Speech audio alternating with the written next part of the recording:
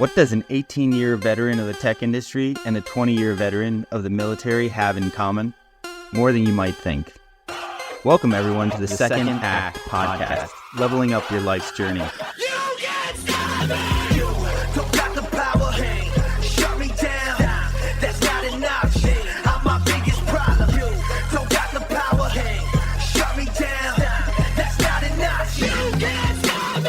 Michael, what's up, man? How you doing? How you doing, John? Welcome back.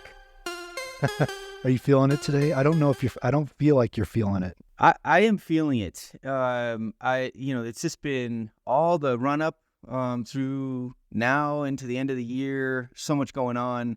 You dig deep for your motivation. I did get a workout in this morning, so that's helpful. Yes. And I'm excited about today. Man, I am too. Well, welcome back to our listeners. This is the Second Act Podcast with Michael and John. And man, we are excited about this episode. I don't even know what number it is. Doesn't matter. But we are thrilled to have another guest speaker on our show today. Michael, I know you know the details. Why don't you share with our listeners who we got on today? Absolutely. So in this episode, we are excited to be joined by Conor Brennan-Burke. Conor was born in Western New York. I typically share a bit more geography and early life information about our guests in the intro, but his entire childhood is so unique that we're going to save some more of that for later. All right. Conor's career started in consulting for Global Fortune 1000 companies and governments on M&A, private equity, and tech transformations. He's also spent time leading product initiatives at a handful of high-growth tech startups, including Pave and Checker, where our paths briefly crossed, but came to the realization that he wanted to start his own business and decided to co-found an AI music startup called AbleGen that just came out of stealth mode, and where Conor serves as founder and CEO. Nice. His venture embodies the idea of following your passion, as he's had a lifelong love of music and now gets to pursue his passion as his way of making a living. So this is gonna be a fun conversation because of the many unexpected twists and turns in his journey that he's had. It's sure going to keep the audience dialed in throughout the entire conversation. So with that said, welcome, Conor. Thanks, Michael and John. It's great to be here. Man, it's great to have you. I've got a question right off the bat. If you have a passion for music, favorite artist? Oh man, that's tough. Where do I start? I'm really, really into electronic music. And someone I really appreciate is Skrillex. I think it's incredible to see an artist that has gone from, he started off at first to last. He was playing post-hardcore and hardcore, transitioned into electronic music. Now he's got a totally different genre. And I mean, some of the stuff that guy came up with, the sound design, how he created his own instruments. I have friends who have built plugins that he used. He's just always experimenting things. So Definitely somebody that I looked up to a lot. And when I first started producing, I was inspired by a lot of the stuff he created. Very cool. Yeah. Right. I don't know if I was expecting Skrillex, but it's a great answer. Great reasoning for your answer. I grew up in Miami in the 90s when EDM was like starting to emerge in the States from Europe, and like Paul Oakenfold and a number of other big name folks in that space were really making an impact on the South Beach scene back then. And the music has just gone in such explosive directions. There's some really cool stuff that comes out each year, and so if I ever need some recommendations, I know who to call. Yeah, absolutely. If you ever need somebody to DJ your next party, Okay. People, happy to. The Miami music scene is incredible, Michael. I was there last year and just had an amazing time scoping out all the different things that people are coming up with. Awesome. Well, let's kick things off with some Q&A. So you started on a farm, your life on a farm in Western New York. Let's start with that. Tell us about early life growing up on a farm, and we'll go from there. Yeah, for sure. So from the beginning, my childhood was a bit non-traditional, you could say. So my parents, dad's a nurse, mom's a midwife. We settled in a small town of 2,000 people called Scottsville in Western New York. Bills country, Buffalo Bills. So huge Bills Mafia fan growing up. Started going to school, and a lot of my friends at school had, cats, dogs, and other pets. And I was like, man, I want to get pets too and figure it out. Went to my parents. It turned out I was allergic to both cats and dogs. So that was a non-starter. Yeah. Also, my mom hates dogs, so she wasn't a fan of that. And so I was like, all right, I want to get animals. What can we do here? And then, as a kid, I was like, oh, where do eggs come from? Oh, they come from chickens. Okay, well, we don't need to buy eggs anymore. What if we get chickens? And my parents were like, this is crazy. What are we talking about? But, they were open to it. They were open to new ideas. Nice. It was back before the internet was big. So it turns out there's a catalog for ordering chickens, and you can go through and see all the different chicken breeds and, order eggs from there. And so my parents were like, all right, Conor, we could try this out, but you're going to need to take care of the animals, right? You're going to need to be the ones to give them food and water and all that. I'm like, yeah, I just want pets. Well, be careful what you wish for. We ordered, I think we ordered 15 chickens from this catalog. We go through and pick them out. And then it was during the winter, so they send extras for warmth. And so they pack in extra eggs. They assume some must die. So they sent us 50 chicken eggs in the middle of winter. And we couldn't put them outside, so we had to raise them, in the basement and set this up. And again, I was the one to take care of it and try to figure all this out as a kid. So that's kind of how it started. And then we eventually moved them outside. After that, it was like, oh, what else produces eggs? Oh, ducks make eggs too. Let's get some ducks. So we added those to the mix. I was like outside digging ponds, setting up fencing, working with my dad to construct all this stuff. Ended up expanding to goats and sheep, and it was a lot of fun as a kid. It was great having animals around. Friends would want to come over. It's like everybody else has cats and dogs. They're like, wait, you have like a petting zoo in your backyard? What is this? And you eat. I don't think we bought eggs from the store for years.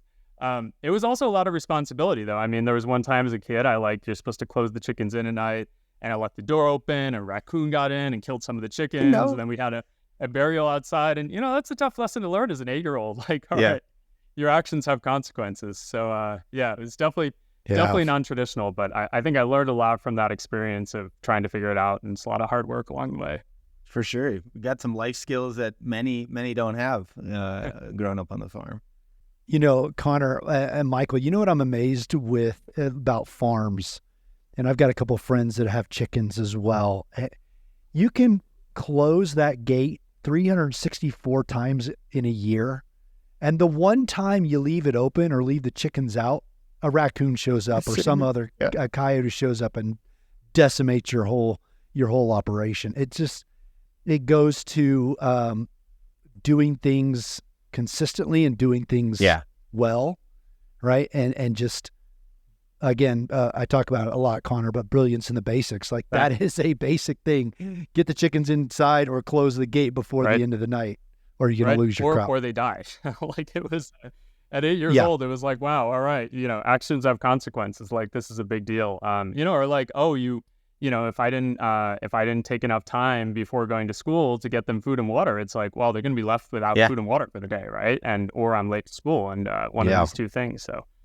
Totally agree, John. It's wild how quickly, I think as a parent, you try to shelter your kids. And when the natural world is out there, like there's no, stuff just happens and you're like, well, this is the reality of how it works. So now that you've had that experience, do you have any ideas or fantasies of having your own farm one day? Because I do not having had the experience. I love the idea of like self-sustaining. Like I've got my pets, I've got my animals that produce, I've got my vegetable and fruit garden, like everything's self-sufficient. But that's for someone who has never had to manage that. It sounds great, but tell me, would you do it again?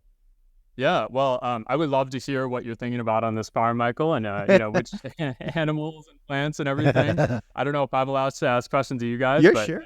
Like a fascinating Of course. dream. I would say for myself, I think a lot of, living in New York City, living in SF, I'm surrounded by a lot of people who grew up in suburbia and now work for big companies and live in the city, and they kind of have this fantasy of like, oh yeah, we'll just live off the land and have a small cabin in the woods. And, I don't want to hurt on anybody else's dreams, but having been there, it's really tough. And it's really, really difficult. And I will take my creature comforts any day. I think it built a lot of character, and you really, again, nature is unforgiving. Like you really learn like, wow, these things are more challenging than you thought, but there's also unexpected surprises. I mean, we had a time where our, we got all this ducks, and again, I put a lot of work into making that duck pond and putting up the fences and protecting them from raccoons. And then they flew south for the winter. And as a kid, I was just learning like, all right, you could put all this work in, and then maybe they leave, and that's it. And so the whole kind of winter I was out, I was like, all right, what's going to happen? And then in the spring they flew back and came back to our house. No way. Wow. And it was wild. And, to this day, I don't really understand how nature works that way. I mean, I can barely find my house without Google Maps. Yeah. But it was fun. I'm curious, Michael. So what are you thinking that suburban farm is going to look like? Yeah, I'm not sure. It is just a sort of a fantasy idea where you can support you and your neighbors. But to your point, like your neighbors are not within, like you can reach out and touch them. They're a little bit further away, so you get some of that quiet time. Yeah. But I just like sort of the harmonious aspects that maybe go into the seasons and nature and some of the things that you're describing, that cycle of life. And I'm like literally shocked that you said the ducks flew away and came back to your farm. I didn't know that maybe they're wired that way, but that's super interesting to me. But just that sort of self-sustaining loop is what is so interesting and attractive to me about that idea. Yeah, it's really cool being connected to nature in that way. Yeah. And I mean, just seeing the quality in the food, like the eggs we got from our backyard versus a store-bought one. Like the one from the backyard was like twice the size and a totally different shade of yellow than the one from the store. And I agree. It was really cool having that like synchronicity with nature and, being connected in a way where you don't have these barriers there. Yeah, yeah. All right, so you're going to school, you're a kid, you're going to school, helping out on the farm. At one point, you decide that the educational system you were in wasn't fulfilling enough. So something happened. Tell the audience what happened. Yeah, I think I've always been, ever since I was a kid, again, friends get cats and dogs. I'm out here with chickens and goats and sheep. I've always been kind of a non-traditional person ever since I was a kid. I was just never good at, never the one to kind of follow the path or follow the rules or go the direction that everybody else is going. I always kind of figured things out on my own. I remember my parents tell the story better than me, but I think I was 6 or 7, and at school we're learning letters and the basics of how to read. And I was so bored. I was not interested. I was not engaging with that at all. But my parents had always been reading me, stories, and I kind of started memorizing just auditorily some of the pieces of that. And then there was a book my dad was reading to me, and I couldn't wait to hear what happened next. And I was like, I can't wait until the next day to hear it. And so I sat down the next day and was like, okay, I can I memorize the previous page, so I can go back and try to like reason like, okay, this word corresponds to this sound and all that. And then just kind of like figured out how to read on my own from that like super backwards, not traditional weird way of figuring things out. So I think from the start, and from there it was off to the races. I was ordering things through the interlibrary loan system and racked up $40 in library fines one time because I would check out 50 books at a time and then, end up wanting to keep them because I was enjoying them so much. And so I think it's always been kind of a, figuring things out on my own, doing what I wanted. And I was always kind of the quiet kid at school that was kind of doing their own thing and figuring it out. After a while of this, I was like, all right, well, I'm learning more on my own from, reading books and all of this. And my rationale at the time was like, man, if I don't go to school, I could just spend all day reading books instead. And I'll save so much time that way. And I don't need to be, sitting around in class, daydreaming about whatever. And so, went to my parents. As you could see, I have incredible parents, incredible siblings, and they were really open to just different ideas and different ways of doing things. And I said, hey, I think I can teach myself. I think I can learn on my own. I think I can figure out a lot of this. And I'll create a program and create a list of like, here's what I'm going to study and make sure all the subjects are covered and find resources. But, I really think I can figure this out. And, to their credit, they were like, all right, let's create the plan, figure it out, see where we're going. And so, kind of cobbled together this list of like, all right, well, I'm going to do an internship with this friend's parent to learn about this area. And I'm going to order, VHS tapes about history and learn history that way. And I'll read these books for science. And piece together, and for physical education, discovered this, like, these other people who were homeschooled, and they all played soccer together and did that. And so kind of cobbled together this own slate of educational activities. My brother was much, much younger, and he and I just started like building things. Like for science, we would set off, rockets in the backyard, and got in trouble with the neighbors once because they were like, one of the rockets landed in their yard, and we'd build Pinewood Derby cars and all this stuff. And yeah, that's kind of how it all started. Was, I spent a year or so just figuring things out on my own, setting out the list of like, this is what I'm gonna do for every subject, and really enjoyed that. I think it was a much better fit for me than trying to fit myself into the box of, traditional school.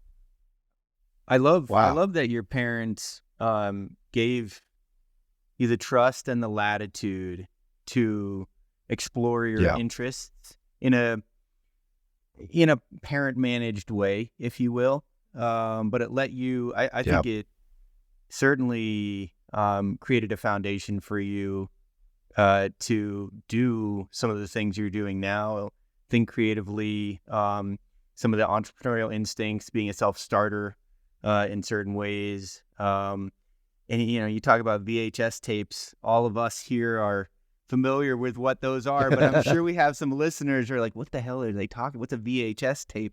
Well, it's this big block that you used to have to put in this machine to watch a movie or a film. So I haven't heard that term in a while. So thanks for helping me reminisce there for a sec, Conor. But yeah, that's super cool. It sounds like you had a really fun, amazing childhood. Conor, there's a couple things I appreciate. One, I'm very much a rule follower. So when I go to the library, I check out one book and I bring it back. I bring it back when I'm done, and it's on time, and it's probably not fully read. So I'm gonna have to check it out again. But man, I'll tell you what, my wife, she's a school teacher, and my boys are still pretty young. I've got 11 and a 7-year-old. But when they go to the library, they come back with 30 books. And I don't understand how they're going to get through them all, but they do. And my boys love reading, and we sit down and read at night before bedtime, sometimes as a family, sometimes, my wife or I read to the boys, and just that vision of you going and checking out those books and bringing them back just resonates with me, and my boys are going to love listening to this episode because of that. But then, like Michael said, the fact that your parents were willing to say, all right, Conor, you drive the train. We'll help keep you on the tracks, but you design the program that's going to stimulate your growth and stimulate your education and what you're interested in. I mean, that today, I think what they call it, no schooling, or schooling on the road or whatever. But it's kind of allowing the child to design the program that interests them, and in some cases, I think they get so much more out of it. Of course, my boys would be like, oh, no schooling. And they would literally think there is no school. There's no learning that needs to take place. So, but for you to take it as serious as you did, that's really impressive. So kudos to you, man. Thanks. That's awesome. Yeah, I mean, I was lucky to have really great parents again that were open to it, and willing to kind of set the direction and go after it. And it was also good accountability too. I'd start off this, we bucketed the year into kind of 4 quarters, and I'd start off the quarter and be like, all right, I'm going to read these 26 books. And then at the end, they're like, all right, did you read them? And I was like, well, I read 20 of those, but then I read some other ones that I was interested in. And it's like, all right, well, if you're doing school yourself, you gotta do the things that you set out to. I think grew up very privileged and really, really lucky to have them and have them willing to enforce that. Nice. Wow. So how long did you do that? How long was your homeschooling experience? Did that lead you all the way up to college? Well, in a matter of speaking, yeah. So I did that for a year and a half, just kind of self-directed, and setting out like, here's what I'm going to do, and here's where I'm going to go after it, and having my parents, kind of hold me to that, and coming up with new ideas along the way. And then at the end of that, I was 13 and said, well, I'm learning a lot here, but I'm finding some of these things to be like pretty challenging to do on my own, like science, for example. I mean, it was, I was looking around and looking into like labs and ways to work there and intern. But again, you're 13, there's no Uber. This is back in the day. It was tough to get rides. Again, we live in a town of 2,000 people in the middle of nowhere. So I could, Michael, as you said, watch a lot of VHS tapes and read a lot of books from the library, but I was missing that kind of like hands-on experience and some of the pieces you could get from a classroom. And so I knew I didn't want to go back to school. And then, started exploring and looking up classes and just looking online. And I saw that there was the local community college had some classes that I was really interested in and looked like a lot of fun and, was relevant to the things that I was reading and learning about. And so, went to my family and was like, hey, I think like this class looks really cool. Like, I would love to take it. Like, is there any way we could work this out? Like, can we, figure out the driving? And how old were you? How old were you at this time? I was 13. Yeah. It definitely raised some eyebrows. My parents were like, okay, we'll try it out. We went to the admissions counselor and they were like, I'm sorry, is this like, they thought that it was like tagging along for the ride, and that they were like, my parents were going to talk about an older sibling, and they were like, "Oh, this is the student? Like, this is the person you want to send in?" But yeah, I mean, we talked about here's all the classes he's been taking, and here's all the things he's been doing, and submitted all these like homeschool things and a list of 200 books that I had read and all of this. And I think finally the admissions person was like, "All right, like, fine, this one class, like, you could try it out, see what it's like, and we'll give you a shot, and." See how it's going to work based on all these projects and everything you submitted. And it started from there. It started with one class. I'm not sure how my fellow students felt about, I tried to keep it on the DL that I was 13 from everybody else in that class. At one point they were like, "Oh, do you want to study together?" I was like, "Oh yeah, but my mom's going to need to drive me." And had to explain like, "Oh, I don't have a license." They were like, "All right, maybe not." You're like the real life Doogie Howser. That's a blast from the past. Oh man, VHS I can do, but that might be before my. Michael, do you know Doogie Howser? Early 80s, mid it's 80s. So Connor, Doogie Howser was like this 13-year-old that became a doctor. Yeah, just I don't even remember the actor's name, but just wicked smart. Yeah. Yeah, he goes to school and he gets his doctoral degree and comes out and he's a practicing doctor at like 16, 17. And he comes in, anyway, sitcom, not great. Apparently no one knows about it. So carry on. Check it out. Sorry. Yeah. Well, I didn't become a doctor, but yeah.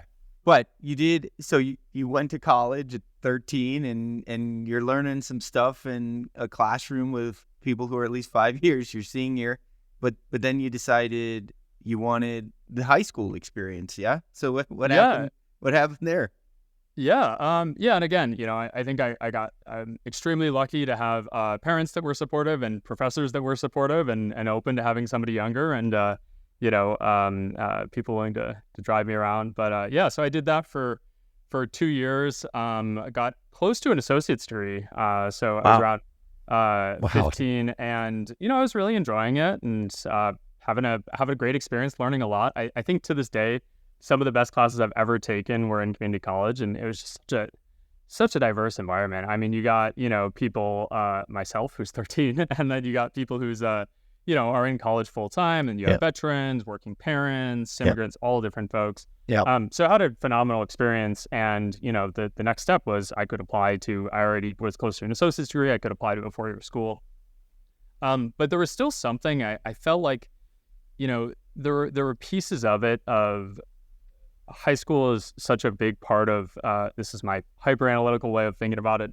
It's such a big part of American culture, and it's such a unifying experience that people have had. And I think up until that point, I really enjoyed kind of carving my own path, and I was learning a lot. I was enjoying the people I was around, but I was feeling this like sense of disconnection from kind of a peer group or other people my age, or having some of these other, formative experiences of prom and, senior skip day and all the kind of things that are culturally there. And so I think, again, I was on this track where I could have just kept going, gotten my associates, applied as a transfer student. They have this 2+2 program. And I kind of felt like I really want to this is an experience I really want to have, while I still can and while I'm there, and be along a peer group and figure it out. And so I made the extremely strange decision to apply to high schools with my college transcript. And so, went into a local private school with, you're like, here's recommendation letters from my college professors. And they were like, are you crazy? Like, I've never written a high school recommendation letter before. Applied with my college transcript, and ended up deciding to transfer in as a junior. They weren't quite sure where to place me, but I was like, all right, I'll start off junior year. It's sort of around the age I'm at. I'll figure it out. And I remember there was some award I got at community college, and everybody was going up on stage and talking about their plans next, and people were like, oh, I'm going to be a doctor, I'm going to be a lawyer, I'm going to go to grad school, I'm getting a PhD, and I went up and I'm like, well, I'm actually going to high school after this, and everyone's like, get off the stage. Like, why is he here? But yeah, so I did that. I think enjoyed the experience a lot. It was really great to be part of a lot of those. I think I still I took a non-traditional approach to a lot of things in school. I ended up like doing an independent study with one of the teachers and figuring out my own classes, and but it was really formative, and especially on my my music journey, which I can talk more about later. Yeah. Conor, real quick, when you're 13 and you're going to community college and getting these courses done, what are the rest of your friends doing? And what's the commonality that you have between the other kids at your age? Are you hanging out with them and spending time, or do you feel like you're kind of isolated in this path that you're definitely. on? So I think that probably has been one of the overall in my life of kind of taking your own path. It feels isolating at times, right? It definitely, like, I think I felt that as a kid. We had this incredible home life. I have 3 siblings. My brother and I were always building things and, making stuff happen and getting into mischief. But, it was tough to relate to a lot of the kids at school, and just, and again, nothing against anyone else you're around. But I think, same thing in community college, right? It's like, oh, as a 21-year-old or 22-year-old, you don't want to be hanging out with the 13-year-old Doogie Howser in your class. And so I think that it was, there were great things about getting those, again, super diverse perspectives, and probably the most diverse environment I've ever been in. I was lucky, community college is a really big place. I was lucky to meet a few other people around my age that were doing something similar. Oh, wow. So, there was a couple other, like, a few other people that were like in their teens or early or homeschooling. And I stuck to those people like glue. And it was kind of this sense of like, oh, wow, like, we found each other, like we're the same, somebody else like you. Yeah. And so again, some like that kind of core groups, very small group of friends, but that core group is a lot of my closest friends today. And I think something I've found is just trying to find, when you're in an environment where you're kind of swimming against the current and you find somebody else that's also swimming against the current, like you just stick to each other like glue. And it's challenging sometimes to not fit into the norm. But I think finding those people, you end up forming like really much closer bonds than you would trying to change yourself to fit into everybody else. Yeah, there's a lot of what you just said and those life lessons that, apply to each stage in life. Especially, some of the things you're pursuing now, some of the things John and I are pursuing, the going into the unknown, taking the road less traveled. The entire entrepreneur route is isolating. Yeah.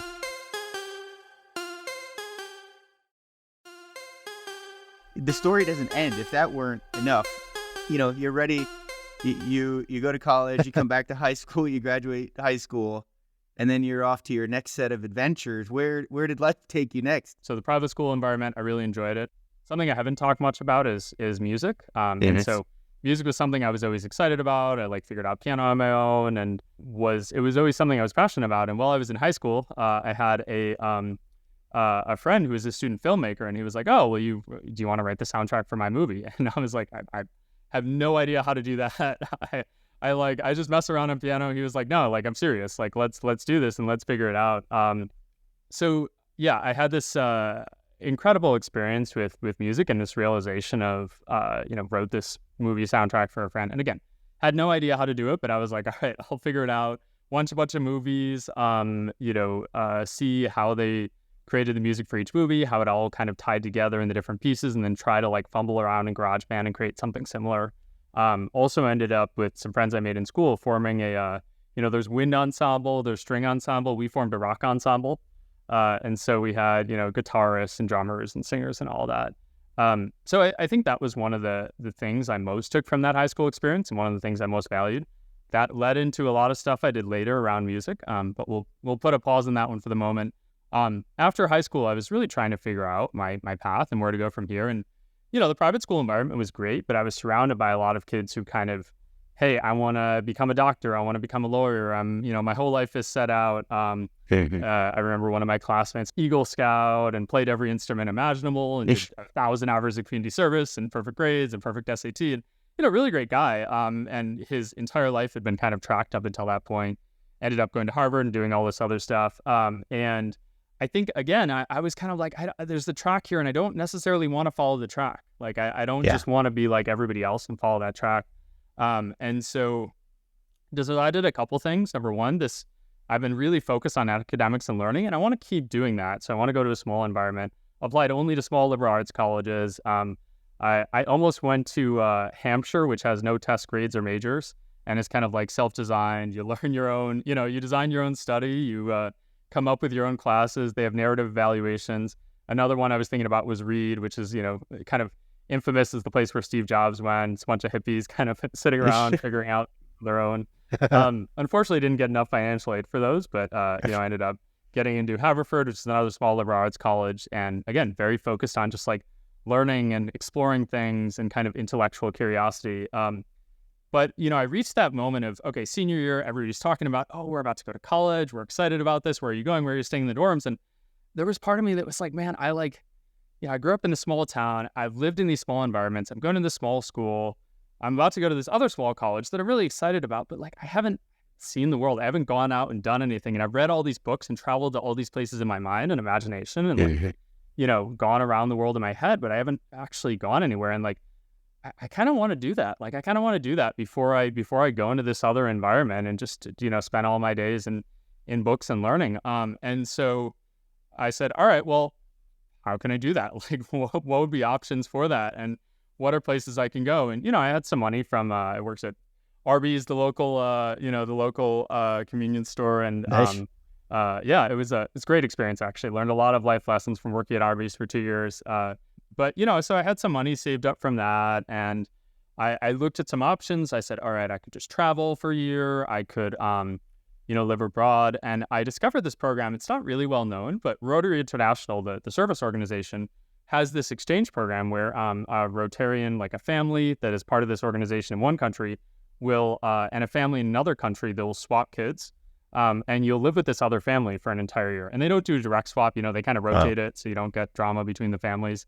But I discovered this, and it was the cheapest option out of all the different programs I looked at and traveling on my own. And, again, didn't have a lot saved up. And I was like, wow, this sounds really cool. Like, what if I took a year off and just, before going to college, deferred college, pushed it off for a year and lived in another country. And so, reached out to the program, applied. Not a lot of people do this as a gap year. Like, it's not super well known. It's not very well advertised. And, they had a list of different countries where you want to go to. And I was like, all right, well, I want to go to the most different place I possibly can and have, experiences I haven't had and go to someplace different. So I put India as my top choice, and then Turkey, Taiwan, South Africa, all these other things. Okay. Ended up getting accepted and, reached out to college and said, hey, actually, I'm going to go in a year. They were kind of confused, but they're like, all right, well, fine, you can defer. And then moved to Mumbai, India for a year and lived with the host family there.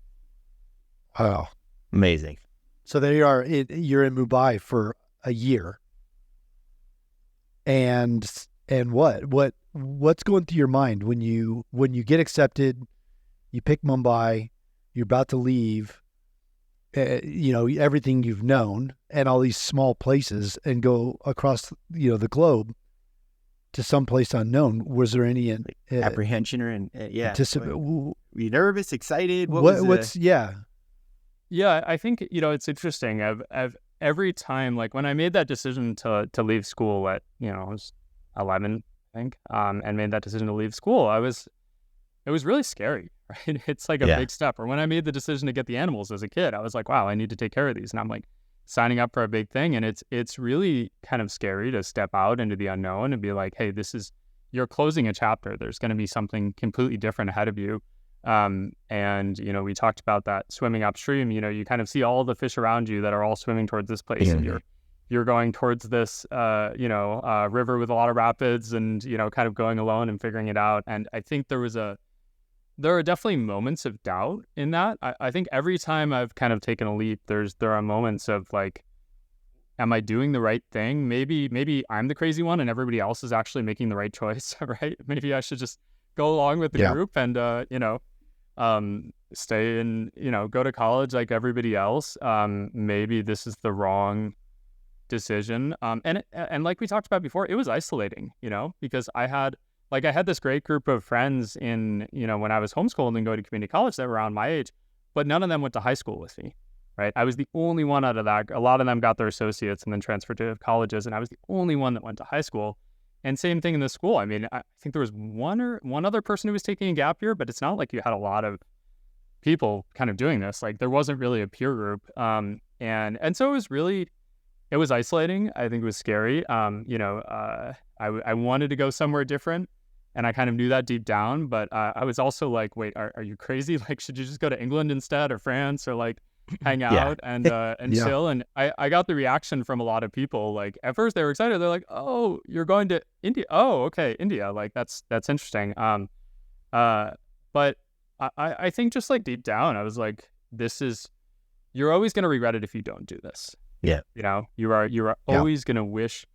Every time I've kind of not listened to that voice inside of me and that need to do something non-consensus and not trust in myself, I've always ended up regretting it. And I end up, I was like, I would so much rather, I thought about the two paths, you think about the worst case scenario for both. I'm like, all right, well, the worst case scenario is if I go to India, I might have a really bad time. It might be really difficult. It might be really challenging, but I can come back and at least I did it. The really, really worst case scenario is going to college and have missed this opportunity and have never done that and always live with that kind of regret of like, I could have had this cool adventure and had that in my mind. And so, I think it was really challenging. It was not an easy decision. But I just kind of steeled myself and I was like, you have to, it's almost like you don't have a choice. You have to do this because you will not be able to live with yourself afterwards if you say no to this opportunity. And you want to be the kind of person that does these things no matter how you're feeling. So once I got there, first of all, I had an incredible experience. I had amazing host families. I lived with 4 different host families, spent an entire year there, traveled all over the country, made a lot of amazing friends. I just came back from a wedding in India with somebody I met there. Nice. It ended up being this incredible experience. And India is an amazing place. I would highly recommend it for anyone to travel there. I'm still in touch with my host family. We still keep in contact now, 13 years later. There was another student on my program that met his girlfriend in India. Now they just got married. And so they had this international wedding. So incredible experience. And I am so glad I did it. So I went to college, finally at the end of that year, I had the crazy experience.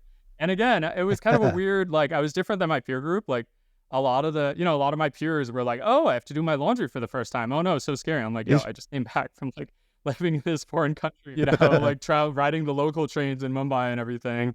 And had this incredible experience. So it was very different, but I think at that point I just embraced it. I met this, there was this organization that sponsors students to go abroad for different projects. And, most of the students who apply are juniors and seniors and have spent time abroad. And I just kind of marched in my first week and I was like, all right, I want to go abroad again. I'm really enjoying this. I'm really interested.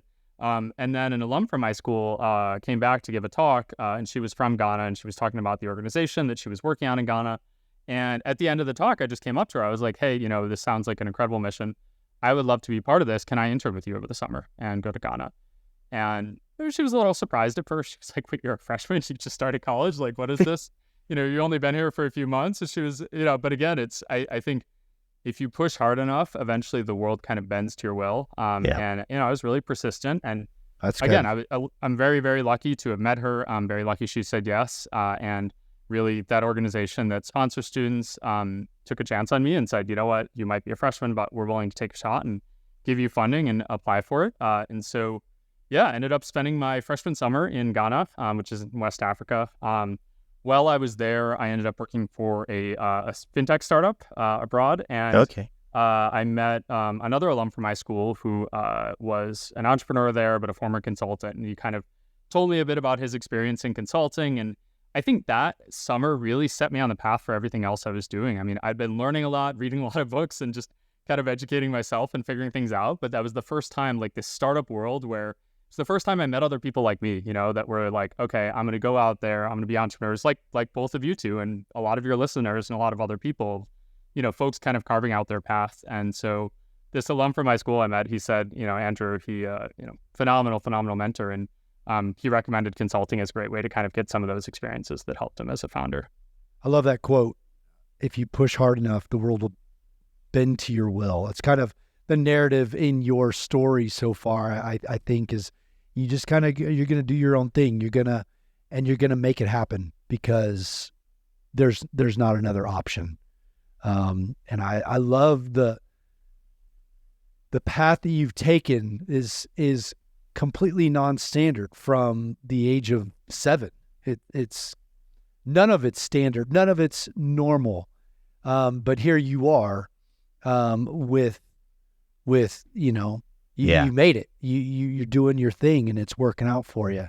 So it just goes to show that people don't have to always conform to what they think is next, to what they think they've got to do in the lineage of their life. They can stop.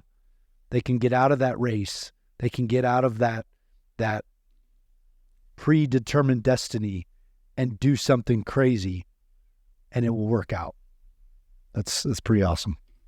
Yeah, I mean, if you have the willingness to try and the willpower to make it happen, to your point, Conor, like it all the way from your early childhood days up to the point we just got to, it's been just a very unconventional path. But I don't know if you guys remember the Dos Equis commercial of the most interesting man in the world. They made a commercial that was pretty catchy 5 or 10 years ago, I think now.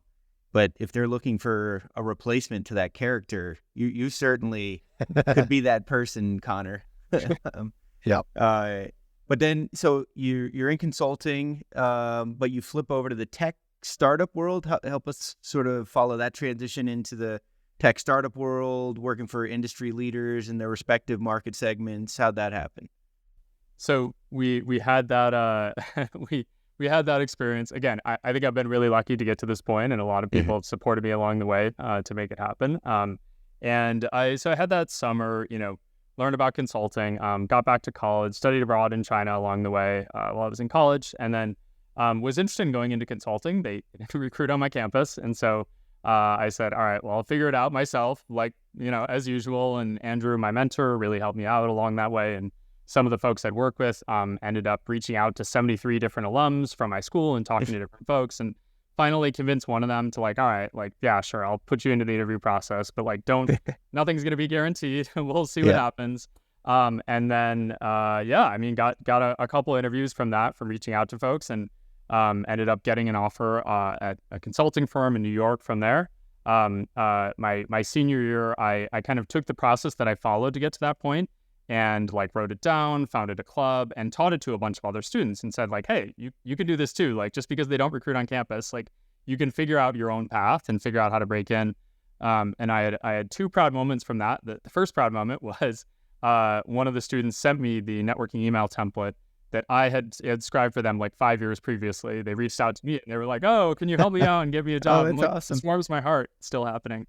And then today, my undergrad is actually a target school for BCG, which is the company I worked at.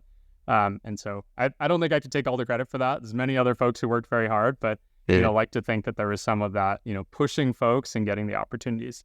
Did consulting for a few years, worked abroad in Dubai, worked for a number of different tech companies and tech transformations. Found that, again, I was with a lot of big companies, kind of helping them transform and compete against startups, after a while, I was like, I feel like I'm working for the bad guys here. Shit. And I'm helping these like old established companies compete against these young, fun, interesting startups. And, I remember back to that experience in Ghana and that summer I had working at a startup, and I was like, I want to do that. I want to go after it. And, even in consulting, like the projects I enjoyed most were the ones where we ended up building something or creating something from scratch. Yeah. And so, joined Checkr first. I actually discovered Checkr from a podcast interview with Daniel. Everyone, Checkr is the company that Michael and I used to work at. Had a phenomenal experience there. And I mean, just like building things, being part of different teams, learning from the different product leaders there, learning from Daniel, the founders. And I think that set me a lot on the path that I'm taking today to founding my own company. Very cool. So you're making some good money working for businesses, like established businesses, in some cases unicorns, right? And some of the most talented people at these companies, at brands that are now known around the world. But what were the signs along the way that deep down you knew you wanted to start your own business? Like how did that get introduced in that process? I think it was something I always, like from a kid, I grew up not even knowing what tech was, right? There's not much of a tech scene in Rochester, New York, or Scottsville, where I grew up. I don't think I knew a single person who was a software engineer growing up. Probably the closest we can claim to having a tech company was, Kodak used to be in Rochester. So, it wasn't something I really had exposure to. And both in high school, growing up, in college, but I always kind of had this sense of like, all right, I want to do my own thing. I want to figure out my own way, figure out my own direction.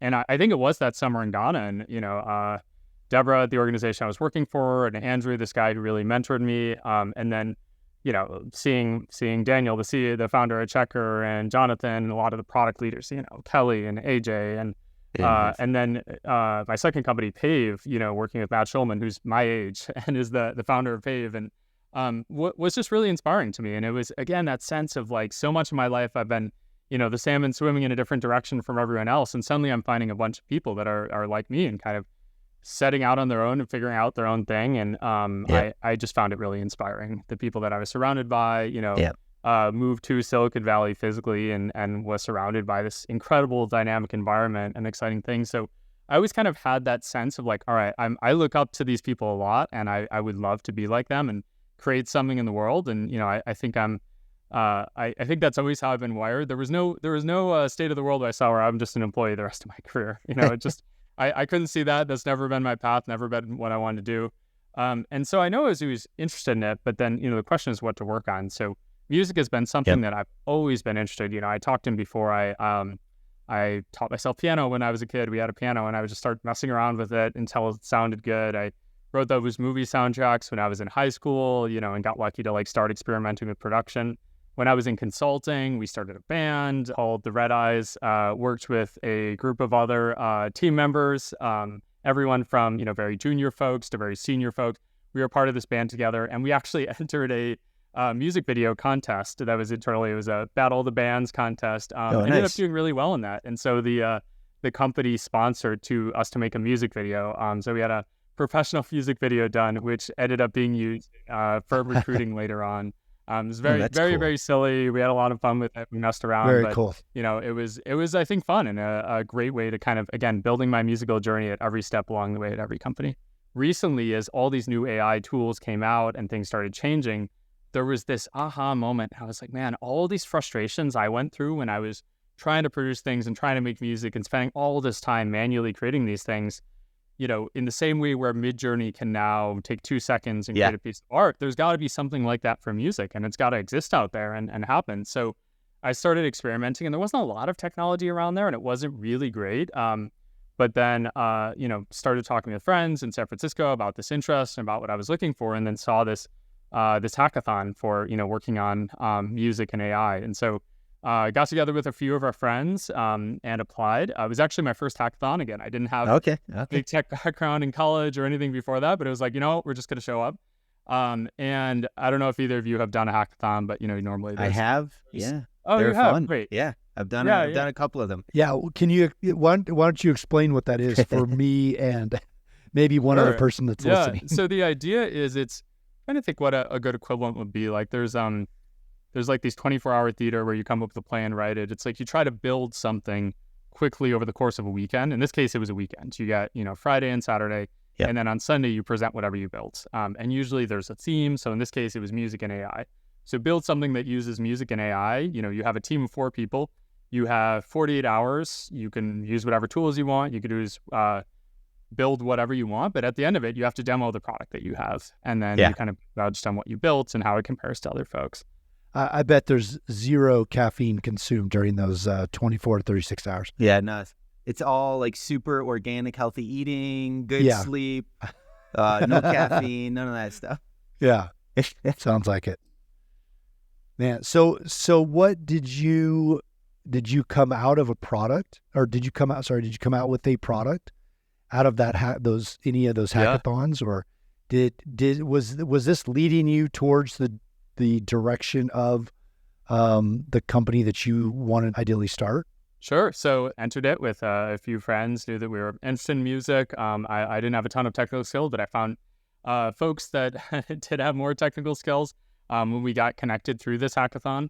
And then, we went into it, and there's a lot of ups and downs in any hackathon. So we put together this product that used AI and music, and it was kind of that idea, right, of how do you use AI to generate music? And having a producer background, there are these tools called DAWs, which are digital audio workstation. They're kind of, you can think of it like Photoshop for music. And a lot of people had kind of put things out online that could generate music, but nobody had actually put it inside of this tool set of, hey, you're in the middle of your workflow and you can edit music and generate music right within that. So that's what we built. We built an Ableton Live plugin, and we go to the demo and we're ready to present it to the judges. And, we get a prompt from the judges, we enter it in, and the music's supposed to be playing. We hit play and there's no sound. And we're like, oh my gosh, you're like, oh shit, is it going wrong? Like, what's happening? And then we try to play it again. And I turn around, there's probably 40 judges. And I'm like, well, imagine if you will, there's music coming out right now and that you can hear something, and the tech guys are looking to it. Finally, we realized that we had hooked it up to the speakers on the stage, and the speaker had gotten unplugged. And so we had figured out, we were like, all right, we'll plug in the speaker again. We played it. There was AI generated music that came out, and we were like, all right, fingers crossed. Hopefully it all works out. Let's see what happens. Again, it's my first hackathon. I'm kind of just figuring it out. And we ended up getting to the finals, which were in front of 1,000 people in San Francisco at this huge venue and this giant event with all these other, there were 60 different teams from all over the country and the world that were working on music and AI, and ended up winning the hackathon, which was congrats. Not something I think we expected at all. I think we showed up to it saying like, all right, we're just going to figure this out and learn and make the most of it. But then, we had this experience where the night before we went to this hackathon, one of my co-founders went to this AI meetup the night before the finals, and he kind of showed our product to a few people, and he was like, oh, this we're building this thing. And this guy came up to him and he was like, hey, I want to acquire your company. And he was like, our company? I built this over a weekend, we're demoing it tomorrow. He's like, no, I want to acquire you guys, like form a company, figure it out and acquire it. And then we won the next day, and we kind of had this crazy moment of like, wow, this is something that was a side project we were just messing around with. And suddenly we have, folks who are asking to invest. This guy was interested in acquiring it. And I think we debated about it, and said, hey, should we entertain this acquisition offer and form a company and go through that? But I think for myself and some of my other team members, it was something where we've always wanted to build something, and what we care more about kind of the monetary value and the payoff is actually building something, creating something out in the world, and ultimately building a tool that can be used for musicians. And, I'm building what I wished existed back when I was making music 10 years before. And so we decided, hey, let's turn down the acquisition offer and let's build this company. And so, that company is called AbleGen. We are officially launching this week. Awesome. We're really excited to get out Congrats. there and kind of build AI tools for musicians and have 10x the number of people that make music be able to make it. We really want to kind of unlock creativity for a lot of different folks. Well, we're honored to be part of your launch here, talking about this on our podcast, Conor, as the co-founder and CEO of this company that was born out of a hackathon. But a lot of times, some of these tech companies there's like there's just a personal passion for solving a very specific problem that you're also passionate about. And that's how these things take off. But it also is how they keep going, because you do have an attachment to the problem that you're trying to solve. And, we're super excited to see where this goes. I like to describe AI, large language models, and the interfaces that have been created for anybody to use now as giving people like superpowers. It's as close to like a superpower as you can have, because like you said, if you don't have coding skills, you can prompt the large language models to produce code for you now. You can ask it to do various things, analyze data, write posts, do all kinds of wild things, and then you sort of tweak that. Yeah. And people are building companies on top of these large data sets now that are going to be really the next generation of technology. And it's just amazing. It amazes me every week, some of the stuff that comes out. Conor, I too am equally amazed. But I've got a couple friends, hopefully I'm going to get a couple of them on the show here soon, that are musicians, writing music, producing music, and doing it very effectively. But I've got to imagine that some of them who are doing this purely out of their own geniusness, there's going to be some pushback against AI creating music. Is that just me being naive, or is that a real thing? Sure. Yeah, it's a great question, and it's funny. We had this interesting experience with a few of the senior leaders at the hackathon, and one guy was the organizer of the hackathon, and he had this great quote, and he said, I have fire ideas, but my friends won't even let me in the studio. And so that was kind of one perspective of, hey, this guy wants to create music, but he can't, and he doesn't have the tools, and the learning curve is so steep. Yeah. Then we had the other perspective, and that was the guy who was DJing the event. So this hackathon after the finals, it was kind of we had this guy was actually DJing the after party, and he saw our tool, and he had this perspective of like, he was like, man, this is the end of the world. He was like, you're gonna have stupid people making stupid music, and this is cheapening everything that I've done over 40 years. I've been DJing since we were using vinyl, right? Since before computers existed. And he talked about his journey of, people think of electronic music as this thing where, there's technology and there's not a lot of musicianship, but actually, there's an incredible level of understanding how the vinyl works and understanding how, each new generation of technology, the synthesizers, the using analog synths versus virtual synths, and really, really getting deep into it. And his concern was that he's like, music has already been cheapened by all these tools opening up in every one of these stages. Yeah. And the more you open it up to people, again, you're going to have people creating derivative music or music that's not unique and just flooding the airwaves. And so we had these two opposing viewpoints, right? And it was like, how do you square the circle between them?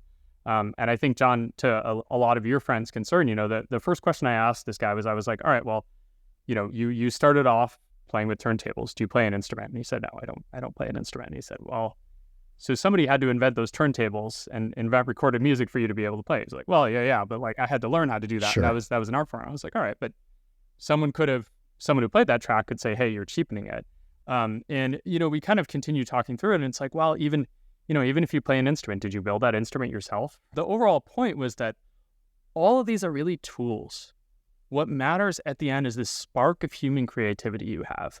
And how, some people have the ability to create music, and they've put in time and effort learning into those tools. That doesn't become cheaper or less valuable just because you have these other tools that can unlock your creativity. So live music is still valuable. People still hear live music, even though we've had recorded music for 100 years. There's something unique and special about this human experience. And I think there's going to be value for human musicians. 100 years from now, you might be like, wow, most music is AI created, but you hear a song that it's all people that created it. And you're like, wow, that's really special. People still go to Broadway. People still see plays. Yeah. We've had movies for almost 100 years now.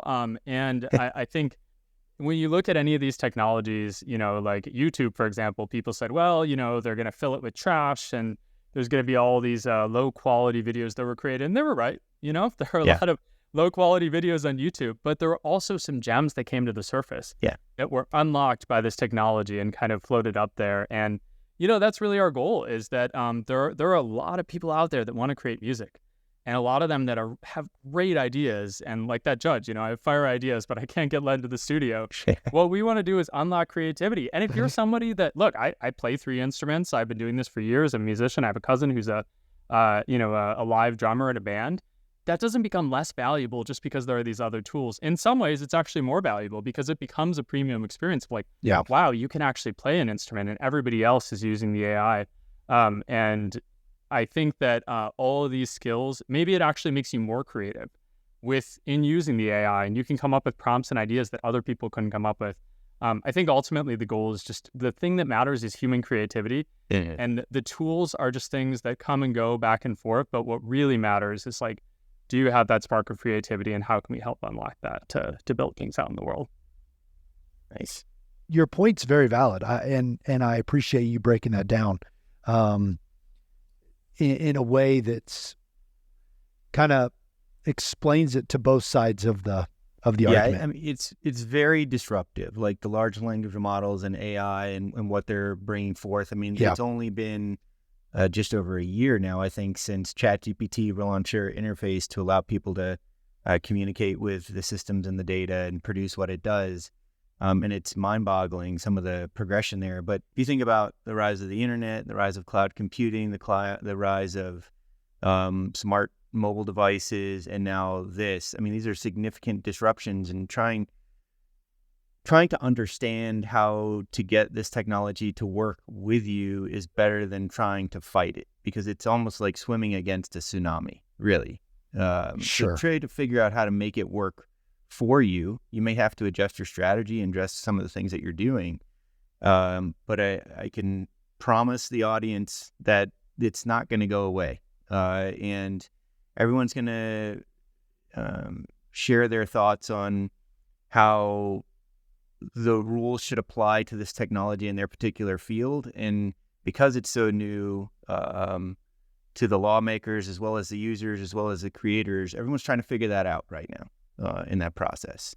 I would say don't fear it. Try to understand it and see how it can work for you in what you're trying to do. And the technology will evolve. You need to evolve and evolve together to create something.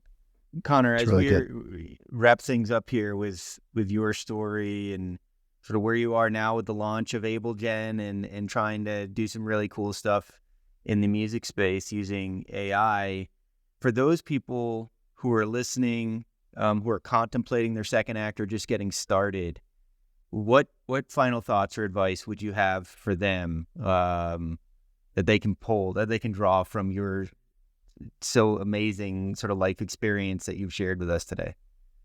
Yeah, absolutely. Great question, Michael. So I think there's a few kind of takeaways I would have. I think the first one is to, I talked about the experience of how uncomfortable it is to separate yourself from your peers and be like, everybody else is going in this direction. I'm going off on my own and doing this different thing. And it's tough to leave community. And I think there's a lot of value in community. And I think that this doesn't get talked enough about when you talk about the people that had, truly differentiated paths. A lot of them are really lonely. And I think that the biggest takeaway for me is you can't change who you are.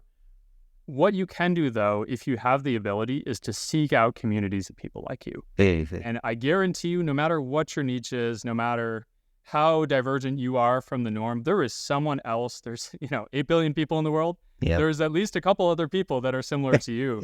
And rather than trying to change yourself to fit with the people around you, seek out those people that are like you. Build your peer group from scratch. I think so many people accept the peer group that is kind of given to them. And I think I've been lucky that I never fit in from an early age. So I learned how to kind of leave that and find my own. But find a community, find other people that think different like you, that are, the fish swimming on their own. And then you become so much stronger when you build that group. And I think that the number one toughest thing is the loneliness. And the moment right now, my friend group in San Francisco, majority of them are entrepreneurs and founders. And so it becomes this thing from being weird to being like, oh, of course this is normal. Like, this is what you do. You start a company, you know? And in weird ways, some people don't like that because they're like, oh, it used to be this cool niche thing. And like, some of my friends in San Francisco talked about, you know, when I was in my hometown, I was the weird one and I was the different one. And now I'm like everybody else here, and I miss that, you know?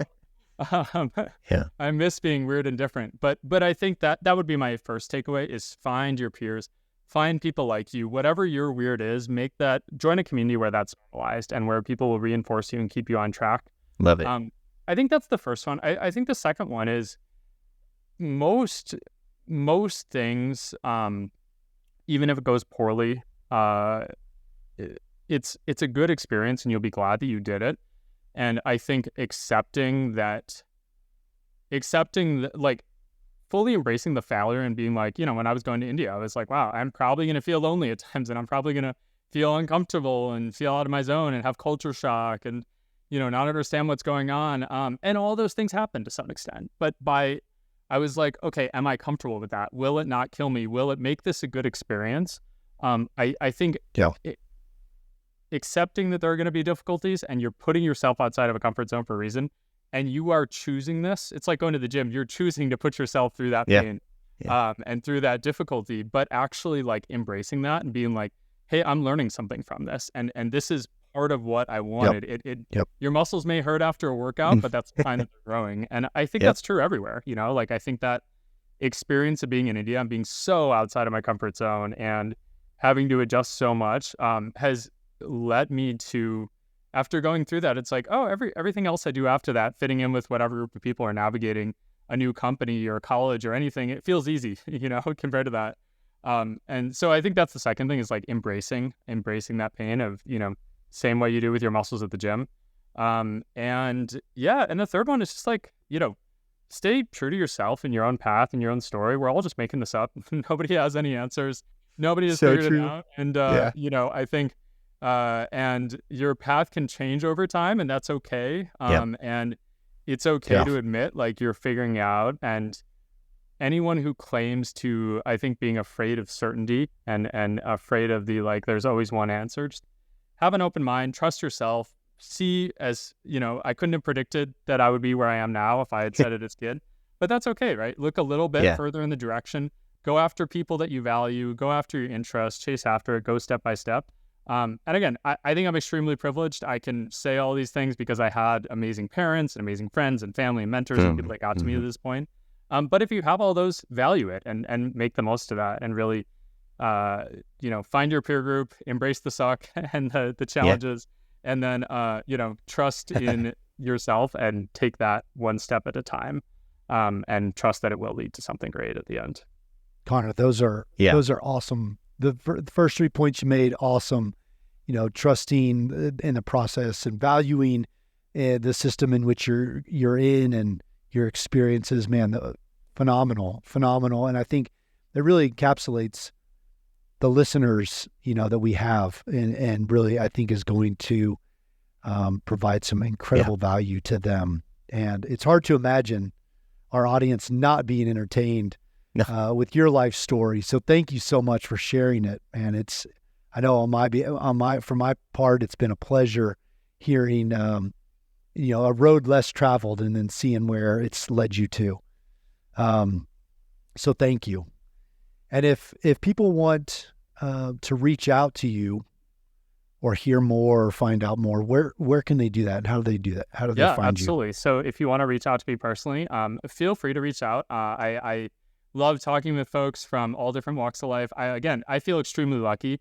I would not be where I am today without the many, many folks that mentored me. You know, my mentor, Andrew, who when I was a college freshman, you know, was willing to kind of take me under his wing and show me his way. And so I am very happy to help out, work with folks. You can reach me by email. That's Conor with one N, CONOR.Brennan-Burke, my last name, @gmail.com. You can find me on X/Twitter at ConorBB33. There are no tweets yet because we're waiting for the launch of AbleGen, and you'll see some coming out soon. Okay. With the launch of our company, if you are a music producer, especially if you use Ableton Live, ablegen.app is where you could find us, and we would love to have you on board as a beta user and give us feedback. Again, we're very early, and so excited to work with folks and make products and tools that people actually use. And as you said, John, that are valuable for musicians. And again, I think anyone listening to this, feel free to reach out and know that you're not alone. Whatever journey you're going on, there's somebody else like you, and I'm happy to help out in any way I can. Awesome. We'll also include your awesome. Your social links as well, Connor, if people want to connect with you that way. But thanks so much for talking with us today.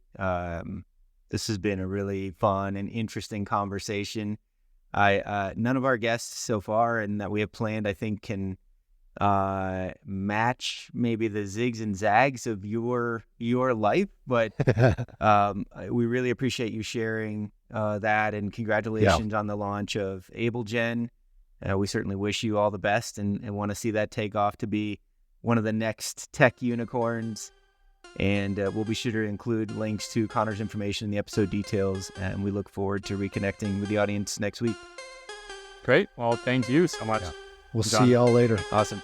The Second Act with Michael and John stars Michael Newborn and John Ballenger. The podcast is produced by Seltzer Kings. For more information on the show, check out michaelandjohn.com, or if you'd like to get involved in the conversation, give the guys a shout on their socials at The Second Act with Michael and John on most platforms. Thanks for listening.